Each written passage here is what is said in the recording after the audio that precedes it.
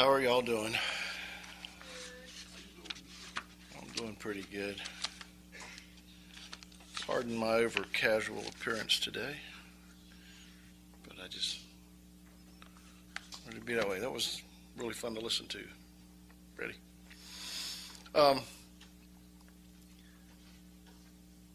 People quite often they'll take a time and they won't come to church, and you'll see them the next time. And maybe they're sick. Yeah, they have reasons like that. Sometimes it's not a real definite reason. And you see them next time, and they'll tell you, "Well, I was just kind of wanting to take a break, and I went down to the park, or maybe they have woods behind their house or something. And I went walking through the woods and walked down to the pond and the lake, and I was just enjoying God's creation." And they kind of rely on that as their crutch. That's my reason why I wasn't in church. And it works. I understand it. I could go with that a little bit. But I don't think it's a good reason, necessarily. If you're stuck, I spoke a little bit about this last week. If you live somewhere and there is no church anywhere near you, you can't go. But the thing that gets me is when people use that excuse of, "I was enjoying God's creation." Okay, he created the earth. He created this world. Beautiful.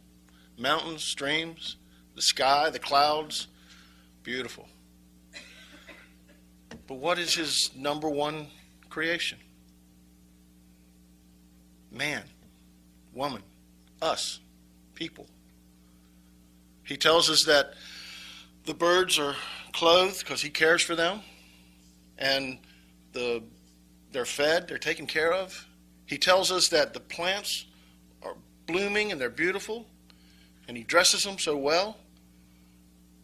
But he says, because of that, you should know that I'm going to take care of you even more, because you are so much more to me than the birds and the plants. We are his creation. If you want to enjoy God's creation, you should come to church. You should get with people in church. And, I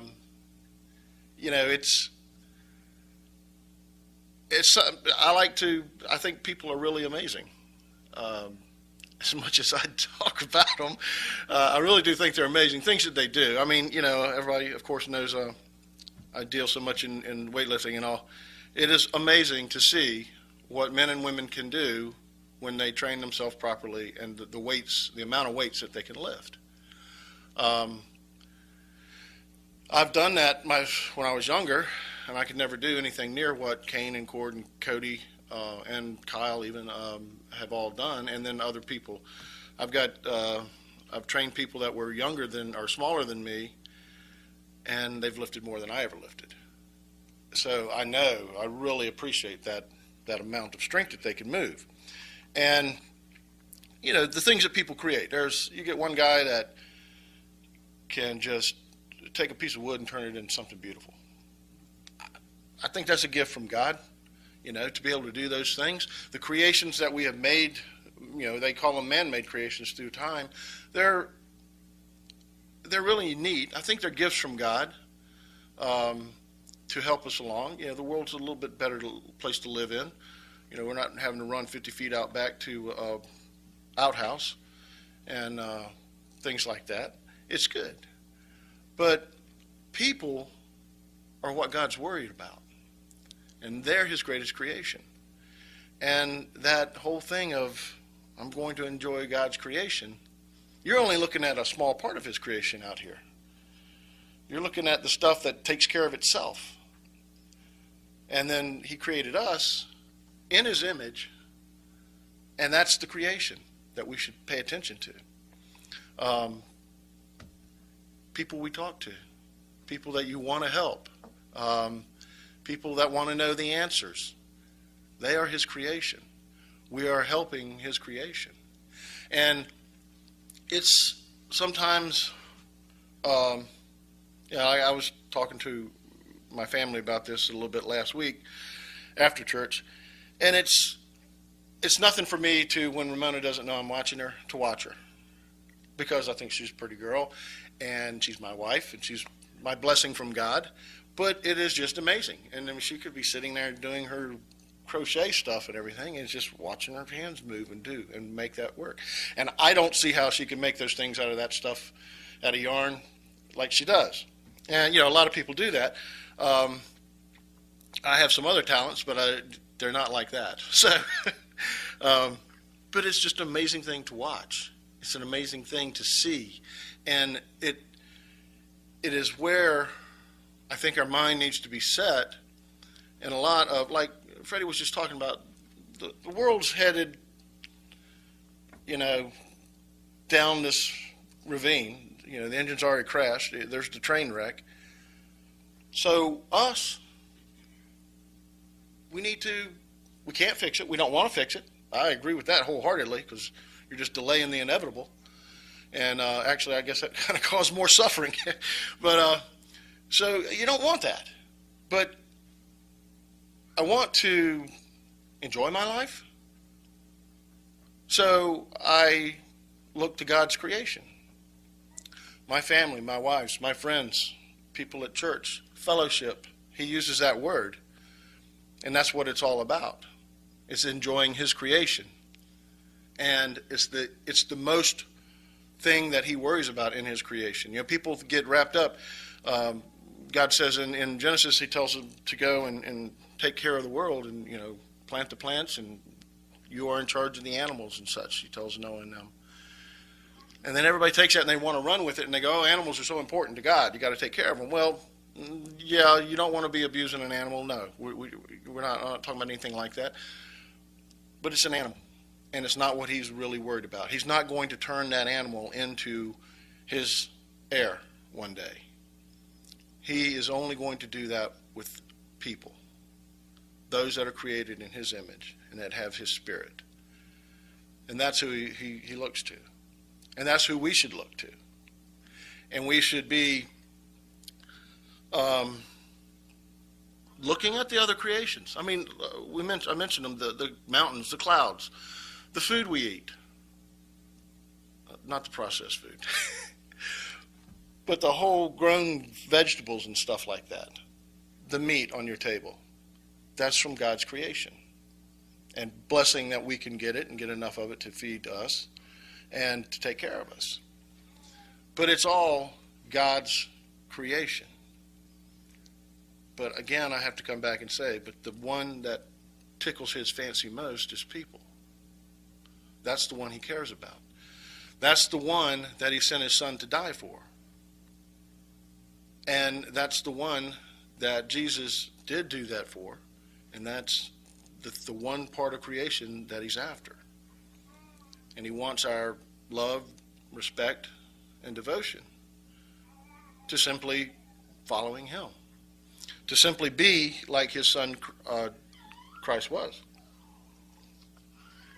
Too many people, all too often, want to get wrapped up in the other nuances of this world and the things that don't really matter to us. It's a matter of keeping that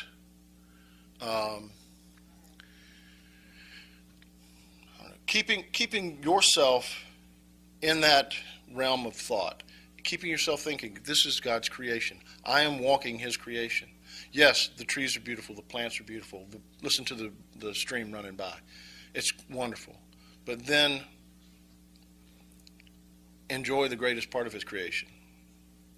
And I think all too often, because, again, let me go back to what Freddie was saying, because people can't stick, they start dwindling out of church. They start dwindling away from fellowship because it's so much easier just to sit and do nothing, or to go sit in the woods by themselves and not have to deal with people.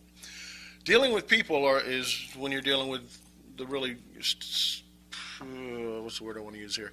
The really bad people or the really obnoxious people, I'll say, like in a store driving in the road, and you got some guy cutting you off and everybody else off and trying to run people off. That's dealing with people, yeah. But other than that, there is good in people. And we look for that. And we should look for that. And understand that we are experiencing God's greatest creation when we do it. When we come to church, when we get together. I've, of course, I went through what I just went through in November, not being able to go to church at all. And then I remember how we dwindled up in Chesapeake with people moving out and away. And it got lonelier and lonelier, even though I have a big family and we were still sitting around the house doing things together. It gets lonely. It gets old fast. And you can really slip into, I guess you'd call them bad habits or something. And you don't like to do that stuff. And you know that sometimes it's not even right. But it's easy when you don't have this structure, this family, this place to come and truly experience God's greatest creation. And it makes us a little even more greater because we know the purpose of man. We know God's will. We know His Word. We follow it. So it just makes it that much better. It's not like you're sitting in a room full of people who all want to go, do the Christmas thing, and you don't. We all understand that, So it makes it even that much better because we're like-minded. And these are the things that we should be looking for and trying to understand. And once we can set this into our mind, I think, and really grasp it, I think you have a better chance of being a better person, being able to have more sympathy and empathy for people, and understand their ways and their reasons. I heard American Airlines, they still say Merry Christmas to you when you get on the plane. I think it's the only airline that does it. And I heard that they kicked a guy off because he caused a scene because he said, he gave the girl his ticket.